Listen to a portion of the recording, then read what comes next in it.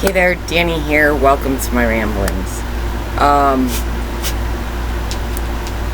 trying to get through this without tears. Any laughter that you hear from me it's awkward laughter more than anything. So I was coming home last night after work. I was doing pretty good. And then I got some crappy orders and I'm like, alright, that's it, I'm out, I'm going home. And I came home, and on my way home, we took off from a stoplight, and all of a sudden we're stopped, and I can see that there's a head laying in the road and another guy that's kind of like off on the median, and I'm like, what the hell's going on? So I hit my flashers. There's two cars in front of me. The first car takes off. The second one pulls away. Well, as he pulls away, I see exactly what's going on. There was a horrific accident. I have never seen something as horrific as I did last night. It was very unsettling. I pulled my car up, so there was quite a bit of space between my car and the accident scene. I left my flashers on. I got out of the car. It was a kid on a motorcycle. He was young, couldn't have been maybe in his 20s, 30s. There was a homeless man.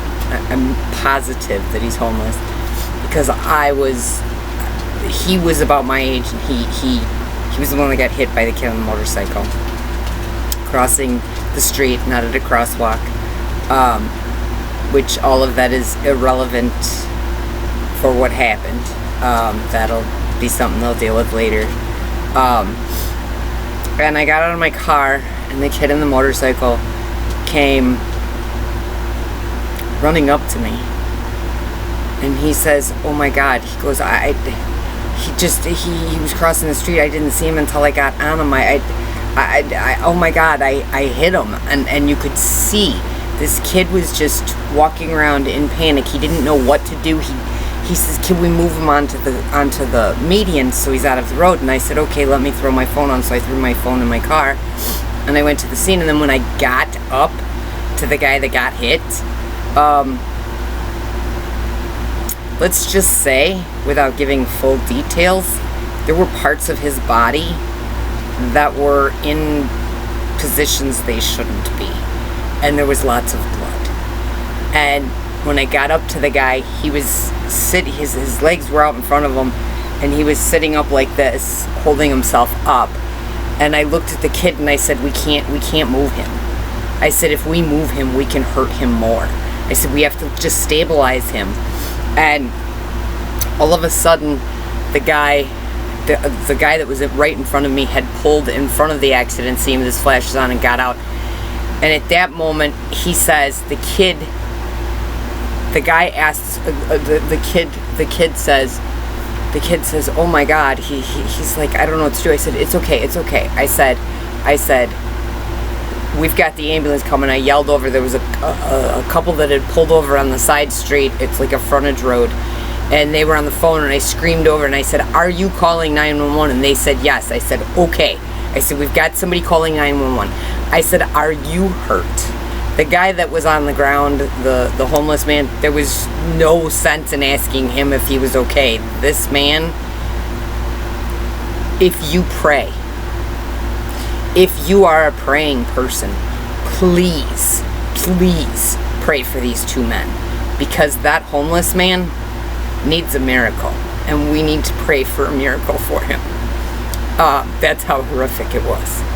And the kid, I said to him, I said, "Oh, you probably are sore and hurt yourself." I mean, he was on a motorcycle. He had another person. I saw him when I pulled up. All I could see was him on the median. I could see the front end of a bike and some guy on the ground. That's all I could see. And so I finally got him to sit down for a minute. And the guy that is the homeless man, the one that was hurt, he says, my arms can't hold me anymore. So I said, okay. I said, hold on a minute. And I got I sat down right behind him, and I pushed my back right up to him, and I said, go ahead and let go. And he kept saying, my arms can't hold me anymore. So he's in shock. He has to be. The scene was so horrific. It was awful. I've never seen anything so horrific in my life, ever. And so I kept telling him, it's okay, you're leaning on me, it's okay, lean on me, it's okay, I can handle the pressure, it's okay, I'm sitting down, I've got plenty of strength for both of us, it's okay, lean on me. And he would keep saying it, and finally I kind of turned a little bit, and I touched his forearm. He had road rash. I don't even want to say road rash, because this was just chunks of him gone. And I didn't want to touch him in the sore spots, but there wasn't a lot of space to not touch him. So I touched his arm, or his forearm where I could, and I kept telling him, it's okay, you can let go. And he let his arms up for a little bit, and then he said that he wanted water. So I asked the kid that hit him, I said, can you please go back to my car? On the passenger side, on the seat, there is a bottle of water that's laying on the seat that has never been opened. Can you please bring that bottle of water back to him? And the kid said, okay. And he got up and he went and got the water, and he brought the water back. As the kid went to go get the water, the guy that had stopped in front of the accident, which was exactly the car that was right in front of me when we first came upon the scene, he's standing there, but he's not close. It's a horrific scene. I did not blame this guy whatsoever for him not being able to handle this situation, because it was a very difficult situation to handle, especially by people like us who don't see this stuff regularly. My hat goes off to all first responders that have to see this stuff on a regular basis. This is horrific. And he looks at me and he goes, there's lots of blood. And I said, I know. The police are coming. I said, they'll be here shortly. All I wanted to do was keep that guy from sending this guy that's leaning against me that I don't think was going to make it, from going into further panic. Sorry. So the kid comes back with the water, and he gives it to the guy, and the guy's trying to open it, but it was horrific. Body parts were turned the way body parts should never be turned. And there was a lot of blood. There was major amounts of flesh torn from this poor man. And all I wanted to do was help as much as I possibly could. And the poor kid on the motorcycle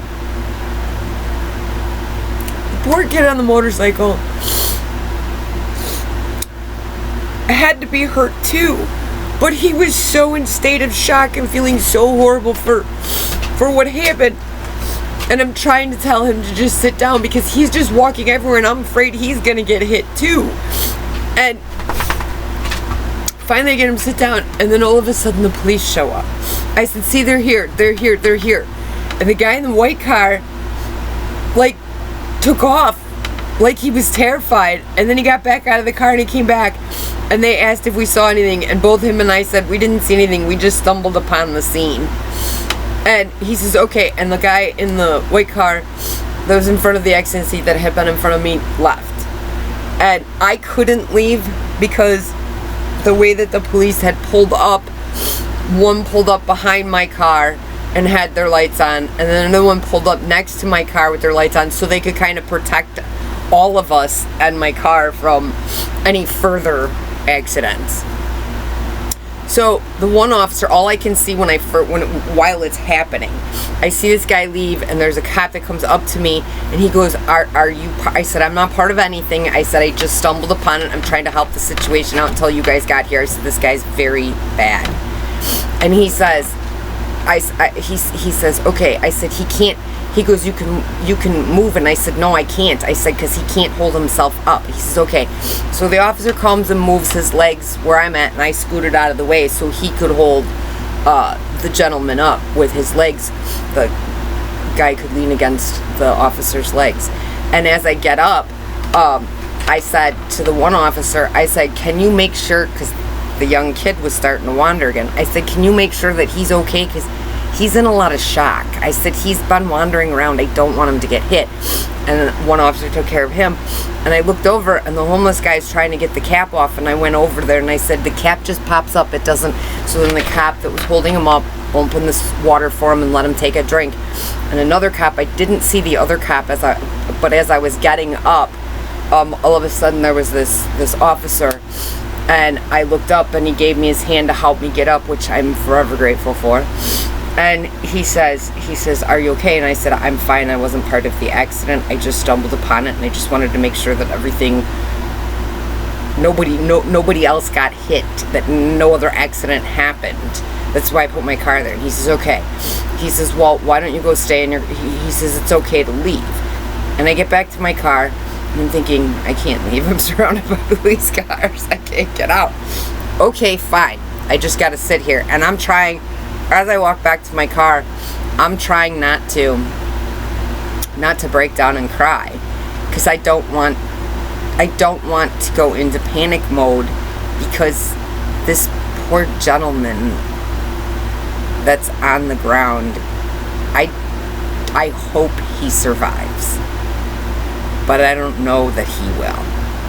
I pray. That's why I'm asking any of you that pray, please, please, please pray for a miracle for the gentleman that was on the road, and please, please, please pray for the kid on the motorcycle so he doesn't go down the wrong path out of guilt. Please pray these things. We need miracles for these two men.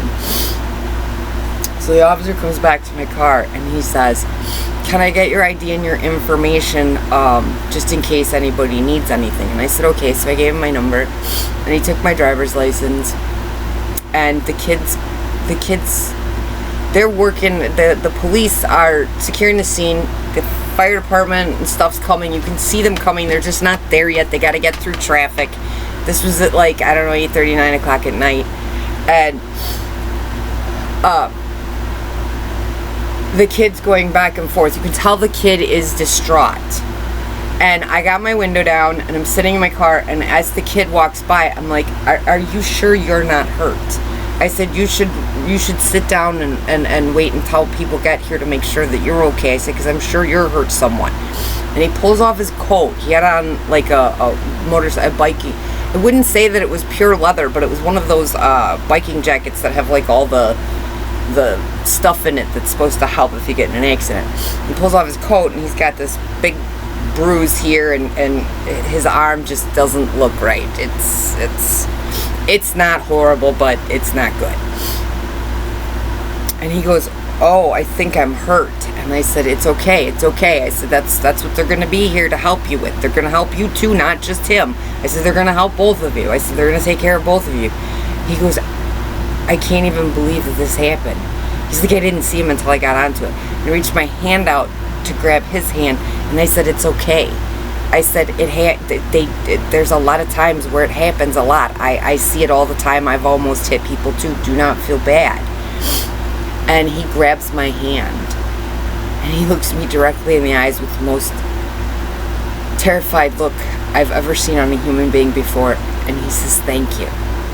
And I said, you don't have to thank me. I said, this is what's supposed to be done. We're supposed to come and help each other.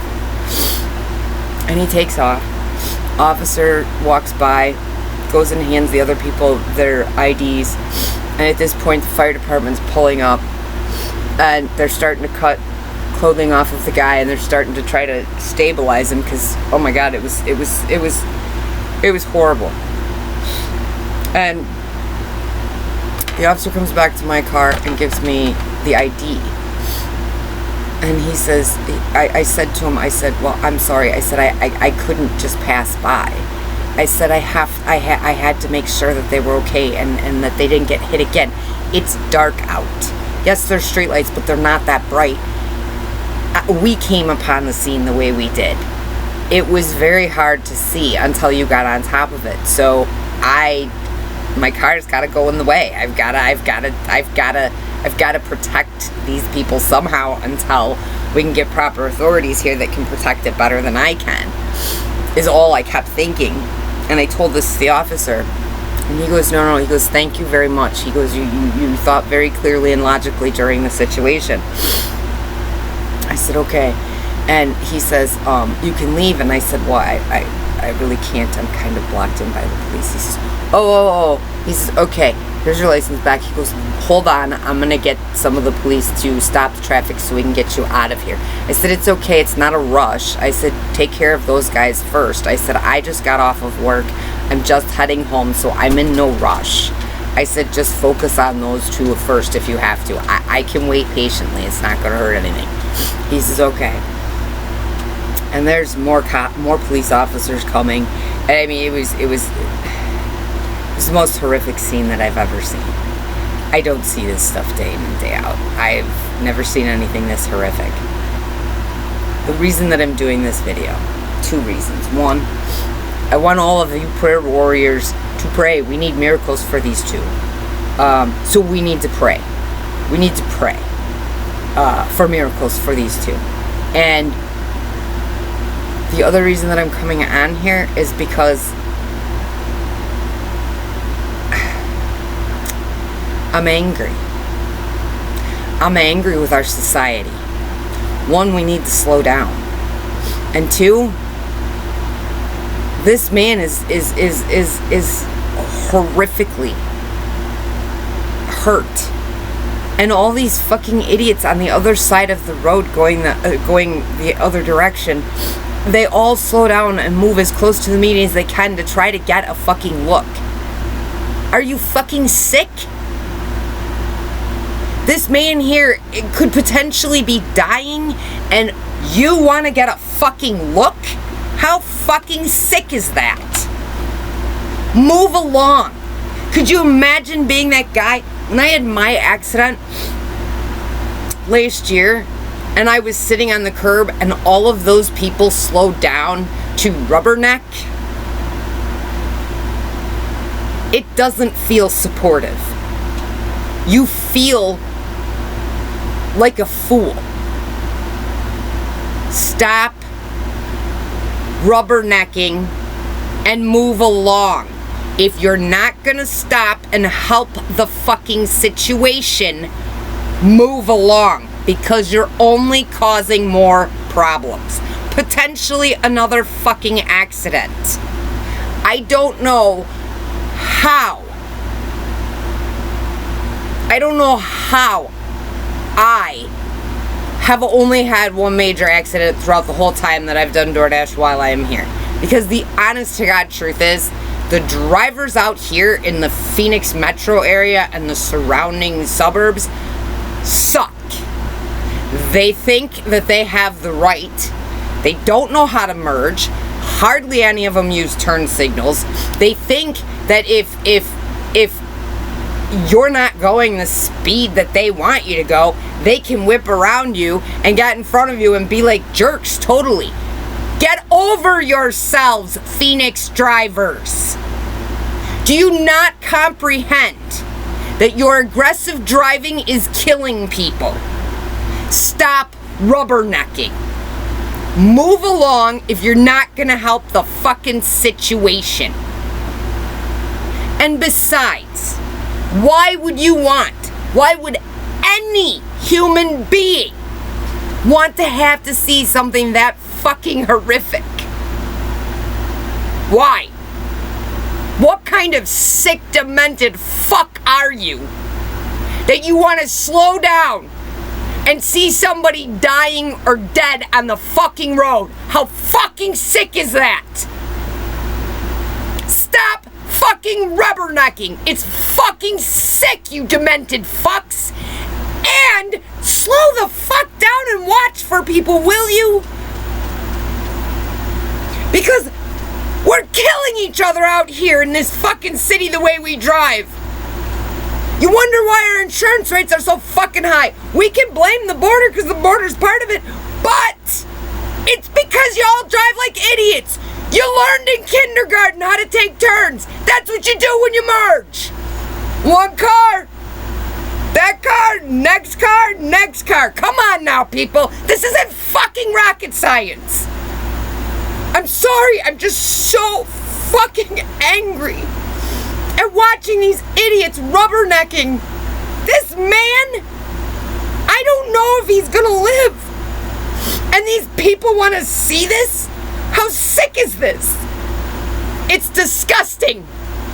And if you rubberneck, you're a fucking lunatic. Stop. Show some fucking human decency and learn to fucking drive in this city, will you?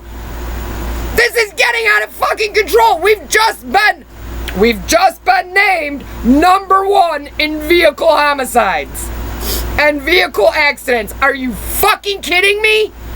Get our heads out of our asses, will you? This was something nobody should have to see. This is something nobody should have to go through. I can't even imagine what this man has to go through if he survives. All I kept doing the whole time that I was dealing with the situation was telling God, please give them both strength. God, give them both strength. Give them both strength. Give them both strength. That's all I kept saying. As I got up from the accident scene, from holding that guy up, I walked back to my car. And I had my hands like this, and I was just praying to God. Try not to cry. Just praying to him, be with them, God, give them strength. Be with them, God, give them strength. Because this was a very horrific situation. And I'm very angry. I'm very angry at the idiots who sat there rubbernecking while this poor man may have been dying. And the other kid is horribly shocked by what just happened. And he has to live with that fact, and that's going to be a hard fucking thing. He needs prayers so he doesn't go down the wrong road. But my biggest thing is I want to tell you to fucking slow down and stop driving like assholes here in Phoenix. Those police officers, those first responders that come, their cars and their vehicles may be in your fucking way when you're trying to get somewhere, but they're there to protect all those people from getting hit while they're trying to take care of somebody that's already been hit. What the fuck is wrong with you? Slow the fuck down, stop rubbernecking, and fucking get a fucking clue on being a fucking decent human being. Would you, Phoenix? Would ya? My hat goes off. My hat goes off to all the first responders out there. Your job is, oh my God, is so tough.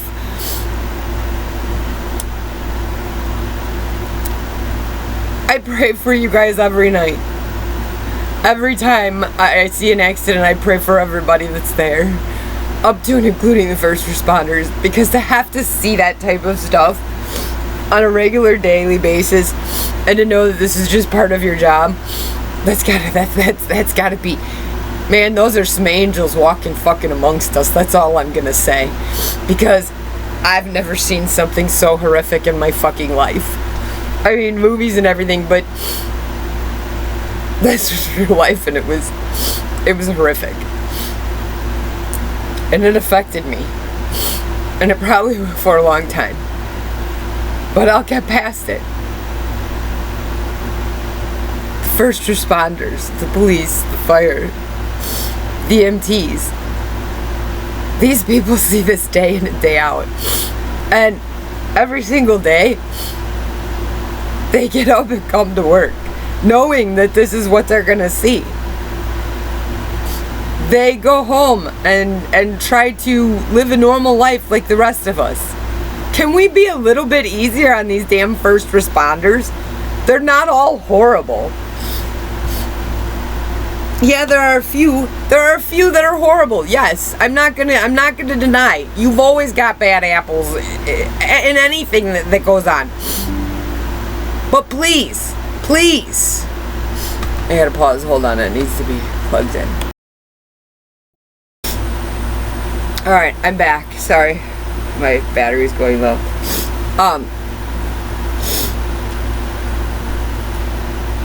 I want you to take heed to what I'm saying. I'm begging you, Phoenix. Get your shit together. Learn to merge properly. You learned how to take turns in kindergarten. Utilize those skills in merging. You only have one form of communication. Your turn signal. If you're not using your turn signal, we know you're not somebody who knows how to communicate in life. Because that's the only means to communicate. Other than honking, and that's just so then you can be a jerk, right? Anyways, my hat goes off to the first responders for everything that they have to do on a daily basis. I couldn't imagine. So the biggest takeaways I want you all to take away from this video is, one, pray. Pray for the miracle for both of them, that the kid on the motorcycle does not, I say kid, he was in his 20s, 30s, he's a kid to me, I'm 51, come on now.